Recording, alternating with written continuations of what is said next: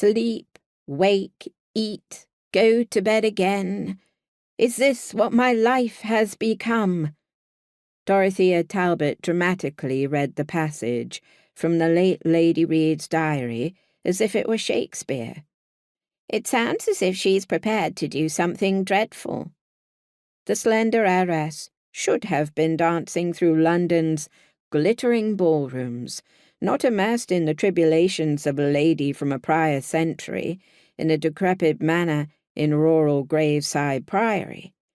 Copying her ink-splattered, cross-hatched manuscript onto a fresh page, Clare, Clarissa Knightley, soon to be Huntley, didn't glance up at her drama-prone young cousin.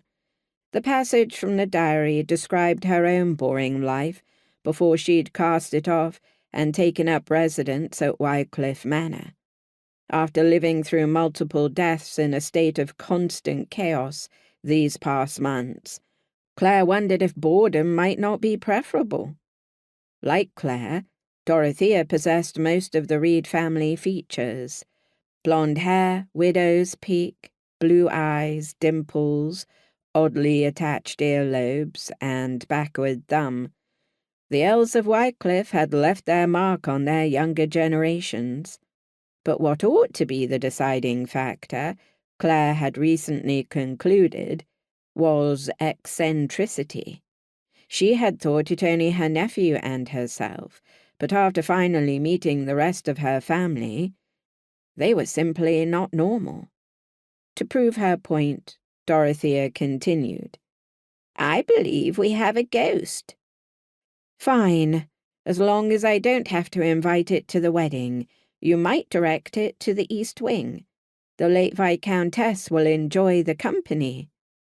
Clare continued copying pages. After bats, pistols, and murderers, ghosts didn't score high on her scale of fear. Dotty didn't leave, but asked warily, "You know about the spirits?"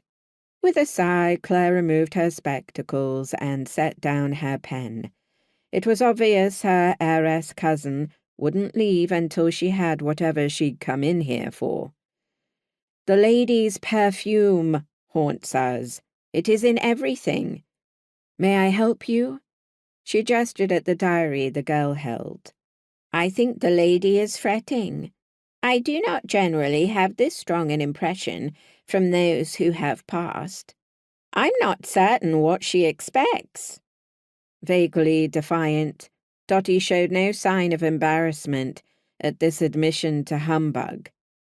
Clare had dismissed the aloof heiress as a little too high in the instep for the mostly impoverished relations in the manor, but Dotty's 8-year-old brother had accompanied her to the manor, and she had offered to help pay for the tutor, so Clare felt obliged to pay attention.